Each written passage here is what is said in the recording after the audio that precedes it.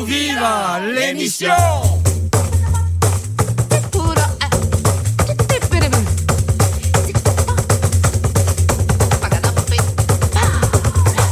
Ciao Viva, l'émission. Salut à tous, salut à toi auditeurs coincés dans les embouteillages. Bon, la dernière émission qu'on a fait, on a reçu des centaines de mails, on nous disait, bon, c'est quand même pas trop culturel comme émission. C'est vrai qu'on s'était laissé un peu aller avec quelques farfelus qui, en fin de compte, nous avaient pris en otage, c'est à la mode. Donc on a décidé de faire une émission culturelle, et pour faire une émission culturelle, on a demandé à Yves de venir nous parler du réseau Médiathème. Bonsoir. Qui se passe sur le canton de Fayence, Saint-Raphaël et les Adrets. On a demandé à Thierry de venir nous parler du nouveau journal du pays de Fayence. Bonjour. Et comme il se trouve que ces deux lascars sont des adeptes et des pratiquants du théâtre, on a décidé d'inviter François Krakowski. Bonsoir. Qui va venir nous parler d'une pièce qui s'appelle Délicieuse cacophonie de Victor Haïm, qu'il joue avec Myriam Grellard sur une mise en scène d'Alain Hillel, et ça se passe samedi soir. Samedi 14. À Ranguin. Ouais. À la salle Rému. À la salle Rému, à 20h30. Et cette pièce, c'est quoi en fait cette histoire ? C'est avant tout une histoire d'amour, une très très belle histoire d'amour entre un violoniste juif et une Allemande avec un fort accent allemand. Enfin, il reste léger quand même. Non, je dis fort, c'est un petit peu excessif. Qui est comédienne amateur et dont les parents sont antisémites. Ça va poser quelques petits problèmes dans leur relation. D'accord, donc c'est une pièce sérieuse où on rigole ? Alors parfois on rit parce que l'humour de Victor Haïm est toujours présent, mais c'est une pièce dramatique, on va pas se mentir. D'accord. Thierry, tu l'as vu toi, et tu as apprécié apparemment la mise en scène assez minimaliste. Oui, moi j'ai apprécié le jeu des acteurs et en premier lieu celui de François qui occupe la scène pendant quasi toute la durée de la pièce. L'humour, effectivement, il y a quelques traits d'humour, mais non, ce n'est pas du tout une pièce humoristique globalement. Et elle déclenche beaucoup d'émotions. Il y a beaucoup de musique, et puis l'histoire. On va pas dévoiler la fin, mais globalement n'est pas très gaie. Et oui, la mise en scène, j'ai beaucoup apprécié le côté très minimal. Il y a pratiquement rien sur scène. Il y a un fauteuil dans lequel l'actrice Elke, le personnage va prendre place. De dos d'ailleurs, très souvent. Il y a un violon suspendu dans les airs, accroché on ne sait trop comment. Et puis c'est tout, et ça fonctionne très très bien. Et moi la pièce, j'ai vraiment beaucoup aimé. Je conseille à tout le monde d'aller voir cette pièce. Elle est originale, émouvante, super bien jouée, bien mise en scène, bref, sans faute. Ok, donc c'est la compagnie Les Scènes d'Argent. C'est ça, Les Scènes d'Argent. Vous êtes basé à quel endroit ? À Puget sur Argence. Ok. Voilà. Et on est une compagnie professionnelle, on tourne dans toute la France. Oui, ça se passe bien ? Ça se passe bien, on est des gros travailleurs. Ouais. On fait 125 dates par an à peu près. Ouais, c'est un bon résultat. Sur une dizaine de pièces à peu près. Ça part du jeune public. On a écrit un jeune public qui s'appelle Les Aventures de Zélie et Loli, qu'on tourne pas mal. Ouais. Et puis Alice à travers le monde, etc. Et ça va jusqu'au drame en passant par la comédie. Alors quand je dis la comédie, on fait pas de la grosse comédie chez nous. On fait de la comédie du Eric Assous, vous voyez, si ça vous situe un peu, Le Bonheur, Nos Femmes, des choses comme ça. C'est pas trop culturel quand même, Agora FM. Faut pas non plus faire des références trop culturelles non plus. On est dans le vieux Grasse, quoi. On est dans le vieux Grasse. Que tu connais d'ailleurs, très puisque bien. tu as vécu dans le vieux Grasse. Oui, j'ai vécu à Grasse, effectivement. Je suis arrivé à Grasse en 1972 et j'ai été au collège et au lycée à Grasse. Ouais, c'est vrai. Ok. Donc, les Scènes d'Argent sont à Puget. Ça marche plutôt bien. Plus de 120 dates à l'année, ça veut dire que ça fonctionne. Une dizaine de pièces. J'imagine que vous jouez beaucoup dans la région, mais pas que. Pas que. On a joué à Paris, on a joué dans le nord de la France, dans le sud-ouest, enfin un petit peu partout. La semaine prochaine, on part jouer à Annecy et Grenoble. Ouais. Voilà, je peux pas donner toutes les dates ni tous les lieux parce que ce serait trop long. Hein. Oui. Et puis en plus, la semaine prochaine, en fin de compte, il y a quand même l'interrogation de savoir si s'il y aura autorisation, enfin, déjà s'il est possible de jouer, et puis si c'est possible, voir si les gens se déplacent. Oui, c'est le gros problème qu'on a actuellement. C'est le gros point d'interrogation qui est suspendu au-dessus de nos têtes, un petit peu comme le violon dans Délicieuse Cacophonie. On ne sait pas si ça va tomber ou pas. On va y revenir quand même à Délicieuse Cacophonie parce que on est là pour en parler. Qu'est-ce que tu veux nous en dire de cette pièce par rapport, je sais pas, à son auteur, à l'interprète qui joue avec toi? Oui, on peut déjà parler effectivement de l'auteur et de la manière, en fait, de la façon dont ça s'est produit, dont ça s'est passé avec l'auteur. Victor Haïm, qui est un grand dramaturge français, qui est très très joué dans toute la France, est venu nous voir en 2015 dans une pièce qui s'appelle La Visite, que je jouais avec Myriam Grélard également. Il est venu nous voir, il a beaucoup apprécié notre travail et on est resté en relation. Il m'a proposé plusieurs pièces et récemment, il connaît également le metteur en scène Alain Hillel. Il lui a proposé sa toute dernière pièce, la dernière pièce qu'il a écrite, qui n'a donc jamais été jouée, qui s'appelle donc Délicieuse Cacophonie, en lui disant voilà, c'est ma dernière pièce, je n'en écrirai plus, je voudrais qu'elle soit au top.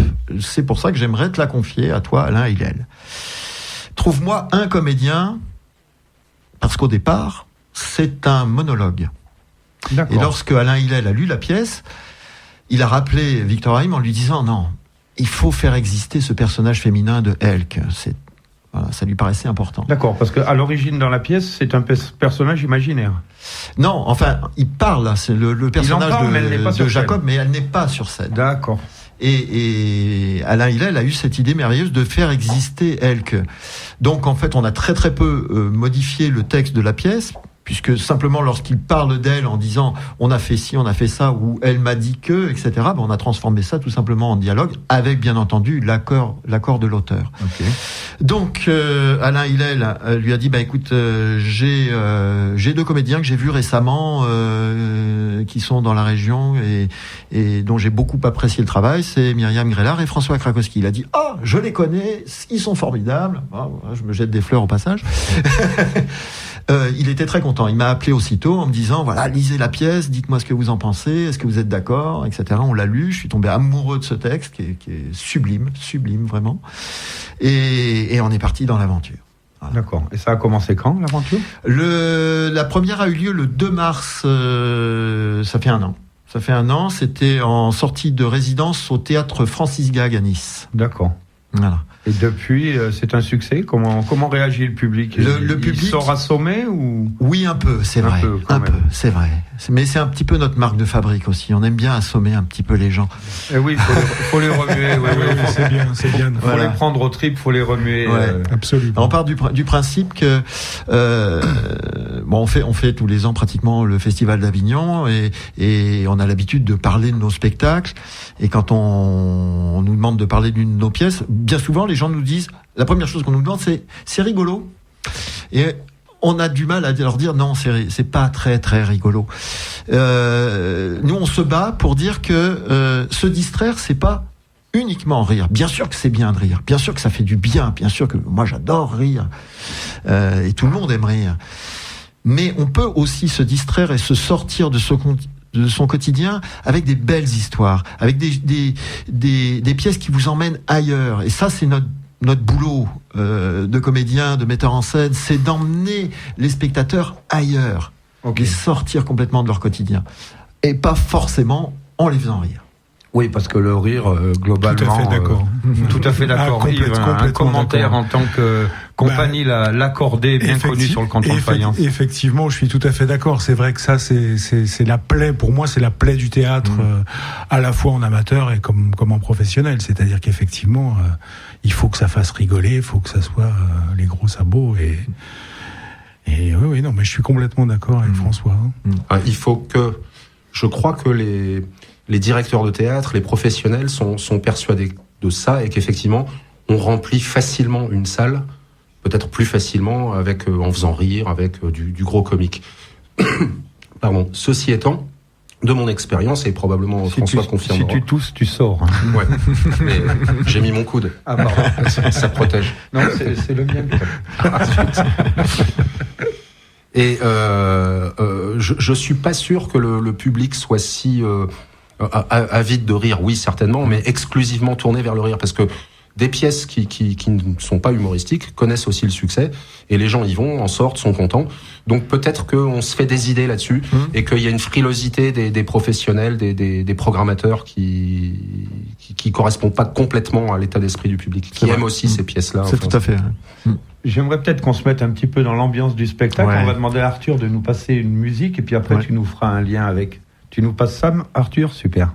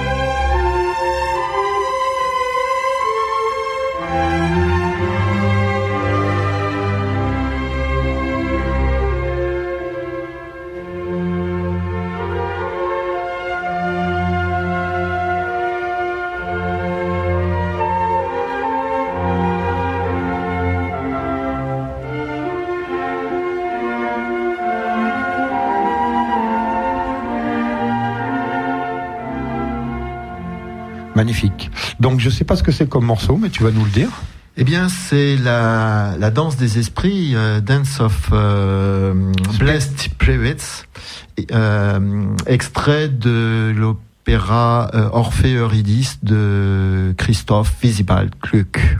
Voilà. D'accord. Qui est dans la pièce. D'accord. Ah oui, c'est vraiment culturel ce soir, donc. Ouais.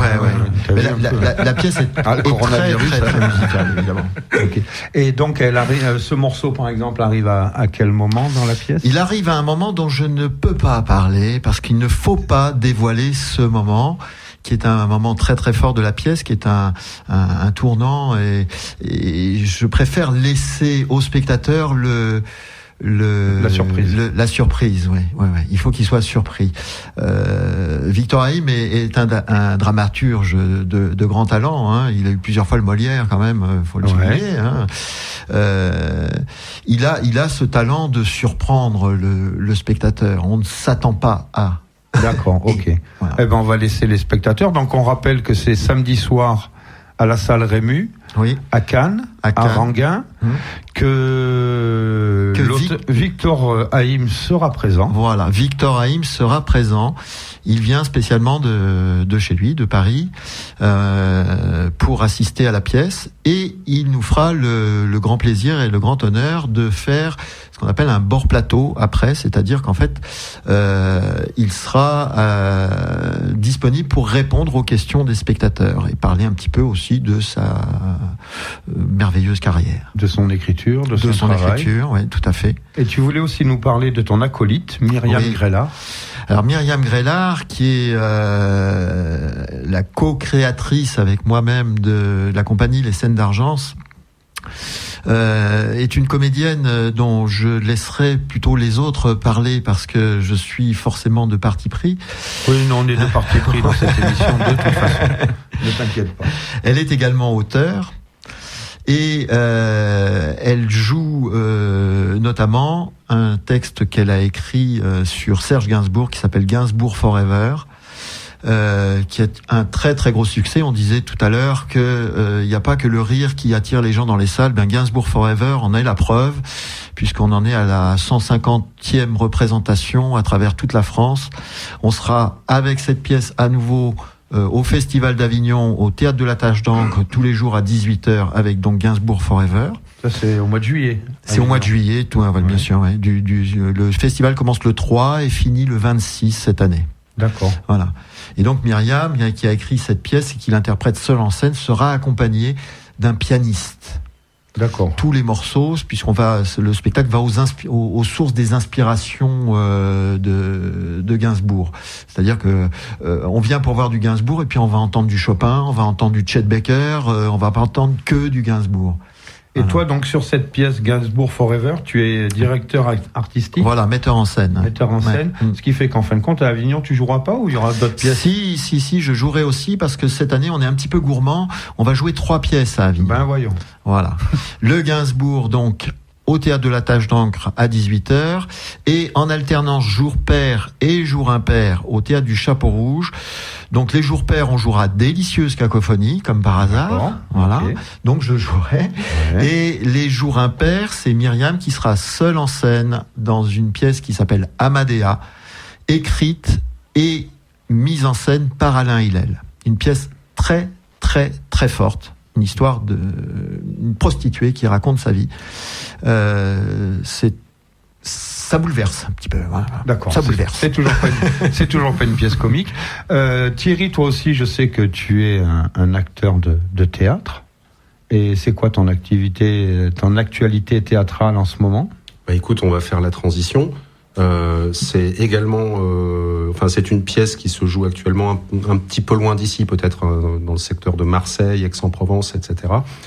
Qui s'appelle Roméo et Juliette, Marseille, 1943, qui est une adaptation très libre, de l'œuvre bien connue de Shakespeare. C'est pas non plus une œuvre comique, évidemment, c'est Roméo et Juliette, mais on est un peu dans le léger quand même. Et on sera également à Avignon, également au Théâtre de la Tache d'Ancre. Alors pas en même temps, pas aux mêmes heures. Je vous assure, j'étais au courant de rien. Nous, ce sera à 14h au Théâtre de la Tache d'Ancre. Donc, s'il n'y avait qu'un nom à retenir sur Avignon cet été au mois de juillet, allez au Théâtre de la Tache d'Ancre. Il y a d'excellentes pièces. Où il y aura aussi mon ami Tony Mastropietro, avec qui on joue Nos femmes en ce moment de Eric Assous, et avec qui on va jouer dans une pièce dans laquelle on parlera tout à l'heure avec Thierry. Et il sera donc, Tony aussi sera au Théâtre de la Tache d'Ancre avec un seul en scène qui s'appelle, accrochez-vous bien, merci de prendre vos stylos, une lune de sang dans un ciel de cendres. Un très très beau monologue. Donc le Théâtre de la Tache. Donc parle-nous un petit peu de la musique très présente. Oui, la musique est effectivement très très très présente dans la pièce, ce qui est logique puisqu'il est violoniste. Mais déjà dans l'écriture, Victor Haim avait décidé d'un certain nombre de morceaux. Donc on y entend du Ravel, la Tzigane de Ravel, on y entend le fameux concerto pour violon de Sibelius, qui est un chef-d'œuvre. Il n'y a que des chefs-d'œuvre dans de ces choix musicaux. La musique, on a entendu tout à l'heure, bien sûr, l'extrait de Gluck. Il y a du Mendelssohn, du John Williams. Alors John Williams, je ne sais pas si ça vous parle. John Williams, c'est la liste de Schindler. Ouais. C'est un morceau qui est absolument magnifique. Voilà, il y a du Schubert aussi, du Bach. Toute la pièce, en fait, est habillée de musique. On parle beaucoup sur la musique. Bien souvent, elle est... la musique crée l'atmosphère, en fait. La musique crée l'atmosphère, la musique et la lumière. D'accord. Alain a fait un très très beau travail aussi de lumière, ce qui fait qu'effectivement, il n'y a pas besoin de décor. Comme le disait Thierry, il y a un fauteuil avec une espèce de grand drapé rouge dessus et un violon suspendu. Le reste est en lumière et en musique. Et bien entendu, le texte, avant tout le texte. Ok. C'est super. Je sais que vous donnez aussi des cours à Puget-sur-Argens. Oui, on donne des cours de théâtre à Puget-sur-Argens depuis je ne sais plus combien d'années maintenant, enfin de très très longtemps, pour les enfants, les ados, les adultes. On a également un atelier de création de spectacles qui lui est animé par Myriam, et elle est en train de monter des pièces avec des comédiens amateurs qui sont souvent de mes élèves, hein, parce qu'on s'est rendu compte qu'en fait les élèves sont souvent un petit peu frustrés parce que on fait un spectacle en fin d'année, puis après c'est fini. Et entendant ça, on a eu l'idée avec Myriam de monter un atelier de création de spectacles. Donc, et ça fonctionne bien. Et ça fonctionne très bien. Elles vont jouer les Cruella de Bernard Fripia au Centre culturel de Saint-Raphaël à l'occasion des rencontres théâtrales de Saint-Raphaël au mois d'avril. Ok, super. Donc on se rappelle, samedi soir, salle Rému, on l'a dit au moins 15 fois, mais on le rappelle. 04 93 47 21 16. Délicieuse cacophonie en présence de Victor Haïm, l'auteur, avec François Krakowski, Myriam Grellard et une mise en scène d'Alain Hillel.